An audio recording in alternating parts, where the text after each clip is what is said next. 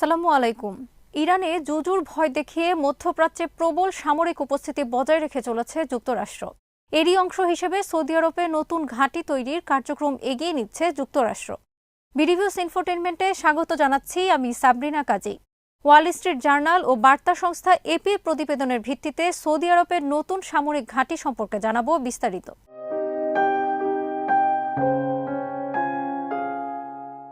লোহিত সাগরের একটি বন্দর এবং দুটি বিমান ঘাঁটিতে সামরিক কার্যক্রম পরিচালনার জন্য ইতোমধ্যেই সৌদি আরবের সঙ্গে প্রাথমিক একটি চুক্তি করেছে যুক্তরাষ্ট্র।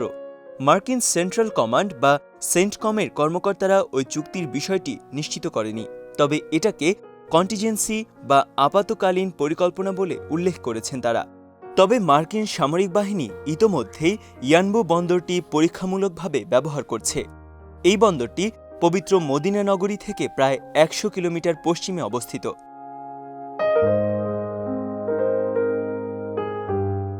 মার্কিন সামরিক বাহিনী জানিয়েছে তারা তাবুকে কিং ফয়সাল বিমান ঘাঁটির সম্ভাব্যতাও খতিয়ে দেখছে। এই ঘাঁটিটি জর্ডানের সঙ্গে সৌদি সীমান্ত থেকে ৫০ কিলোমিটার দক্ষিণে অবস্থিত। আরেকটি হচ্ছে তায়েফে কিং ফাহাদ বিমান ঘাঁটি। এটি পবিত্র মক্কা নগরী থেকে ৬০ কিলোমিটার পূর্বে অবস্থিত।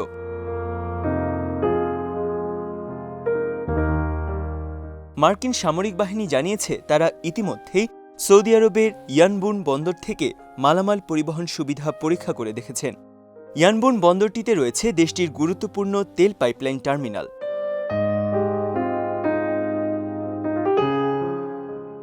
ইয়ানবুর পাশাপাশি লোহিত সাগরের তাবুক ও তায়েফ বিমান ঘাঁটি ব্যবহারের ফলে মার্কিন সেনারা অত্যন্ত গুরুত্বপূর্ণ এই সমুদ্রপথকে কাজে লাগাতে পারবে। ইয়েমেনের ইরান সমর্থিত হুথি বিদ্রোহীরা এখানে মাঝে মাঝেই মাইন ও ড্রোন হামলা চালাচ্ছে।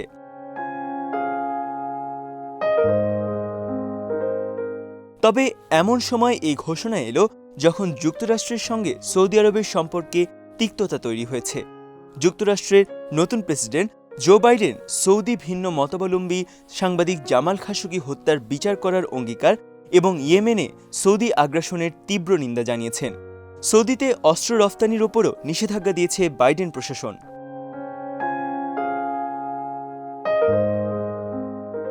এসব সত্ত্বেও ইসলামের পবিত্র ভূমি সৌদি আরবে আরেকটি মুসলিম দেশের বিরুদ্ধে হামলার জন্য নতুন মার্কিন সামরিক ঘাঁটির খবরে উগ্রপন্থীরা আবারও সক্রিয় হয়ে উঠতে পারে।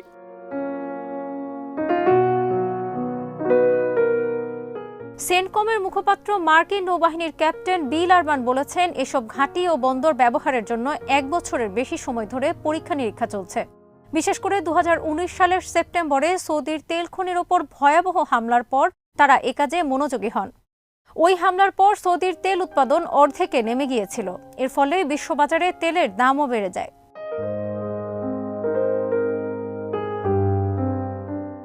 তেল স্থাপনার হামলার জন্য ইরানকে দায়ী করে সৌদি আরব ও যুক্তরাষ্ট্র, তবে তেহরান তা অস্বীকার করেছে। হুথিরা হামলার দায় স্বীকার করেছে। তদন্তে হামলার জন্য ইরানি সংশ্লিষ্টতা পাওয়া যায়। সেই হামলার জন্য ব্যবহৃত ড্রোন ছিল ইরানের তৈরি।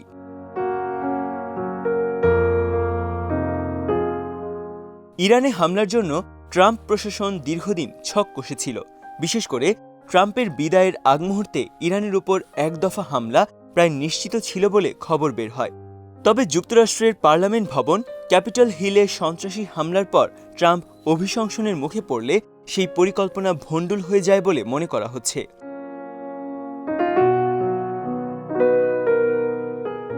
ইরানকে সৌদি রাজতন্ত্রের জন্য সবচেয়ে বড় হুমকি মনে করে দেশটির শাসকরা। সৌদি প্রতিরক্ষা নীতির কেন্দ্রে রয়েছে ইরানকে মোকাবেলা করা।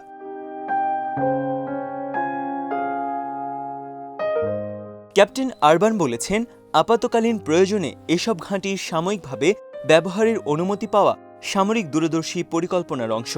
তার দাবি, এটা উস্কানিমূলক কোনো পদক্ষেপ নয়। যুক্তরাষ্ট্র সাধারণভাবে এই অঞ্চলে কিংবা বিশেষভাবে সৌদিতে সামরিক উপস্থিতি সম্প্রসারণ করতে যাচ্ছে না।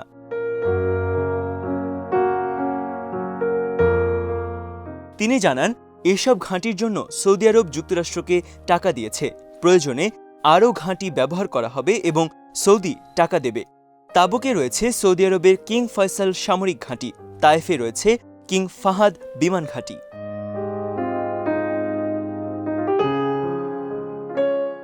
সেন্টকমের প্রধান জেনারেল ফ্র্যাঙ্ক ম্যাকেনজি সম্প্রতি ইয়ানবু সফর করেছেন। তিনি বলেছেন, ইরানের সঙ্গে কোনো সংঘাত শুরু হলে নতুন এই 3 ঘাঁটি থেকে সৈন্যদের সহজে আনা নেওয়া করা যাবে। তিনি বলেন, ইরানের সঙ্গে কোনো সশস্ত্র সংঘাত হলে যে কোনো পরিস্থিতিতে আরব উপসাগর প্রতিযোগিতাপূর্ণ হয়ে উঠবে। তাই কোন জায়গা থেকে সেনাদের মোতায়েন করা যায় সেটাই আমরা বিবেচনায় নিয়েছি। জেনারেল ম্যাকেনজি আরও বলেন, এর ফলে আমাদের হাতে অনেকগুলো অপশন থাকবে, আর একজন কমান্ডারের কাছে অপশন থাকা সবসময় ভালো বিষয়। সৌদি কর্মকর্তারা নতুন মার্কিন ঘাঁটি নিয়ে কোনো মন্তব্য করেনি।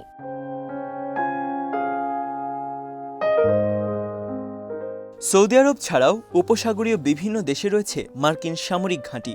1991 সালে মার্কিন মিত্রবাহিনী এসব ঘাঁটি ব্যবহার করে কুয়েত থেকে ইরাককে বহিষ্কার করে।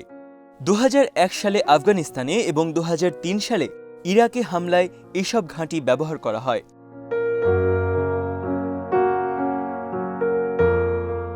9/11-এর হামলার পর সৌদি থেকে মার্কিন সেনা সরিয়ে নেওয়া হয়। সৌদিতে মার্কিন সেনা উপস্থিতির প্রতিশোধ হিসেবে ওই হামলা চালানো হয়েছিল বলে মন্তব্য করেছিলেন ওসামা বিন লাদেন।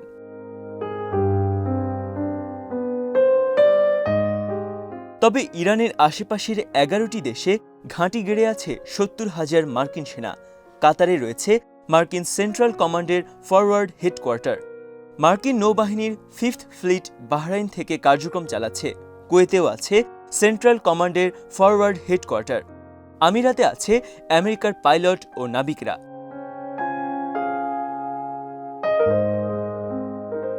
ইরাকে যুক্তরাষ্ট্রের কত সৈন্য রয়েছে তার সঠিক পরিসংখ্যান জানা যায় না।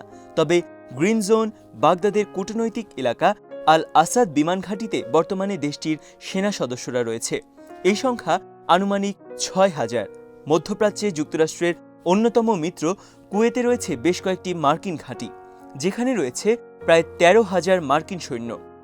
সিরিয়ার কোথায় যুক্তরাষ্ট্রের কত সংখ্যক সৈন্য রয়েছে তা স্পষ্ট নয়।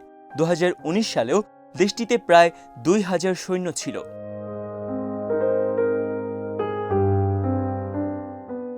ইরাক, সিরিয়া, ইসরায়েল ও সৌদি আরবের সঙ্গে সীমান্ত রয়েছে জর্ডানে। কৌশলগত দিক থেকে তাই মধ্যপ্রাচ্যে যুক্তরাষ্ট্রের জন্য অত্যন্ত গুরুত্বপূর্ণ ভৌগোলিক অবস্থান এটি। দেশটির মুভাফফাক ছালটি বিমান ঘাঁটি থেকে সিরিয়ায় আইএস বিরোধী হামলা চালানো হয়েছে।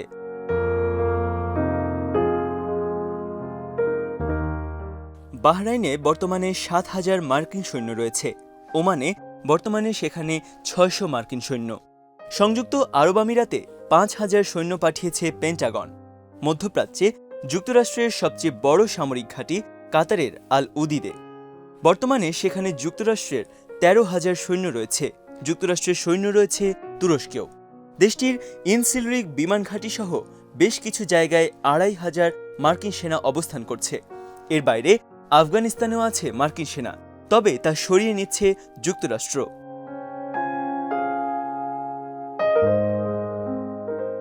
ইরানের সঙ্গে উত্তেজনার প্রেক্ষাপটে সাবেক প্রেসিডেন্ট ডোনাল্ড ট্রাম্প গত বছর সৌদি আরবে সেনা মোতায়েন করেছিলেন।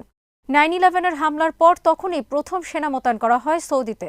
তখন রাজধানী রিয়াদের কাছে প্রিন্স সুলতান বিমান ঘাঁটিতে 2,500 মার্কিন সেনার পাশাপাশি মোতায়েন করা হয় জঙ্গি বিমান ও প্যাট্রিয়ট মিসাইল ব্যাটারি। এসব সেনা মোতায়েনের জন্য সৌদি আরব আমেরিকাকে $100 কোটি দিয়েছে বলে তখন জানিয়েছিলেন ট্রাম্প।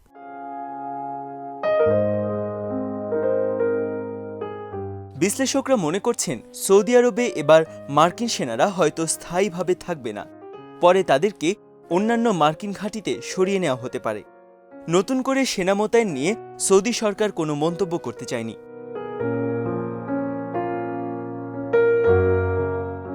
ট্রাম্প ক্ষমতায় এসেই ইরানকে কোণঠাসা করার জন্য মরিয়া হয়ে উঠেছিলেন। তিনি একতরফাভাবে ইরানের পরমাণু চুক্তি থেকে সরে দাঁড়ান। এরপর একের পর এক নিষেধাজ্ঞায় পর্যুদস্ত করেন ইরানকে। তবে এসবের জন্য ইরানের উস্কানি যতটা না দায়ী, তার চেয়ে বড় কারণ ছিল ট্রাম্পের নির্লজ্জ ইসরায়েল প্রীতি। তিনি ইসরায়েলের সুরক্ষার জন্য ইরানকে শেষ করে দিতে চেয়েছিলেন।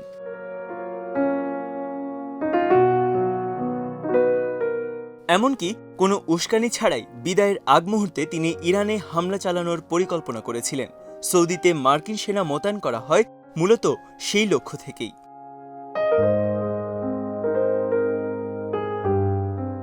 জাতিসংঘে ইরানের মুখপাত্র আলী রেজা মির উইসেফি সৌদিতে মার্কিন ঘাঁটি তৈরির পরিকল্পনার নিন্দা জানিয়ে বলেছেন, যুক্তরাষ্ট্রই মধ্যপ্রাচ্যে অরাজকতা ও নিরাপত্তাহীনতা জিইয়ে রাখছে। কোনো দেশ ইরানে আগ্রাসন চালালে তেহরান নিজেকে সুরক্ষায় বদ্ধপরিকর।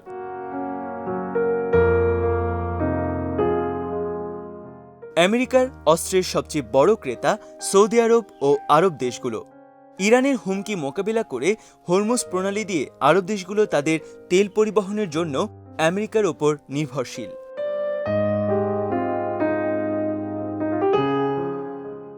আজ এখানেই শেষ করছি। সমরাস্ত্র, প্রতিরক্ষা ও কূটনীতির নানা তথ্য জানতে চোখ রাখুন বিডিভিউজ ইনফোটেইনমেন্টে। চ্যানেলটি ভালো লাগলে সাবস্ক্রাইব করুন। আল্লাহ হাফেজ।